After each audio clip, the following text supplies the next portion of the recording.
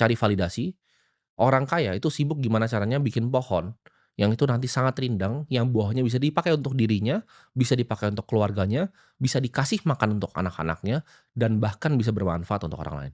Nah, ini poin kedua yang gua tangkap dari ngobrol sama banyak konglomerat, nggak cuman konglomerat, tapi kita ngomongnya rising star yang umur 30 tahun yang sekarang paling top-topnya ya.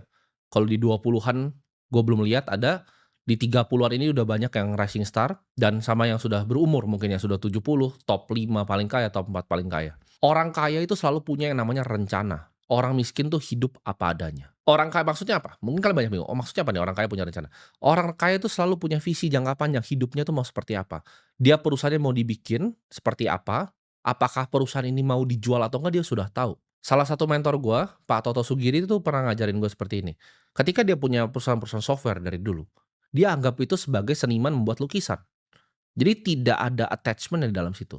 Dia sudah tahu kalau dia bikin satu perusahaan ini, memang sudah ada niatnya untuk dia menjual perusahaan ini. Jadi orang kaya itu rencananya panjang, dari awal dia bikin perusahaan dia udah tahu ini bahkan lukisan yang akan dijual. Mereka itu kalau mau bekerja bahkan, orang yang kaya itu sudah tahu, ya, kira-kira karirnya ini mau kemana, mau dibawa kemana karirnya.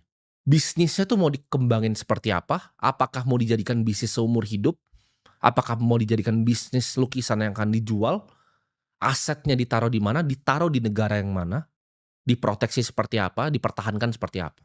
Orang miskin itu hidup nggak ada aturan dan nggak ada rencana. Dia bahkan rencana untuk anak ngebayar anaknya sekolah aja nggak ada rencana. Untuk makan nanti malam aja dia nggak ada rencana.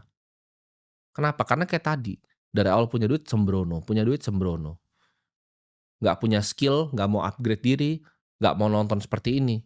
Orang miskin tuh pikirnya sempit dan pendek. Jadi ketika ada kebutuhan yang mendadak atau mendesak, itu mereka langsung kelabakan dan kewalahan. Ujung-ujungnya jadi berantem terus kalau orang miskin itu. Karena ketika ada hal tidak diduga yang membutuhkan uang yang dia tidak punya perencanaannya, itu selalu jadi berantem di keluarga. Ini gue flashback sedikit ketika gue masih miskin ya. Gue waktu punya usaha, ya usaha dagang, dagang minyak rambut, dagang sedotan waktu itu. Itu bukunya itu nggak jelas. Buku ini gue sebut di sini term akuntansi ya. Bukunya itu nggak jelas. Gue cuma pikir, "Oke ini dapat uang segini, HPP segini, ini bersih." Gue nggak ngerti tuh, bahasa dari bisnis akuntansi sama sekali tuh nggak mengerti. Nggak ada perencanaannya, gue nggak ada proyeksi omsetnya mau ke mana. Gue nggak ngerti apa itu working capital, cara ngitung inventory yang benar itu seperti apa, nggak ngerti apa-apa gue. Alhasil apa? Bisnisnya bangkrut. Kalian tuh mungkin ada yang berbisnisnya selama 20 tahun ya, kalau kalian tuh tidak mengerti yang namanya akuntansi, mungkin bisnis kalian tuh nggak pernah untung selama ini.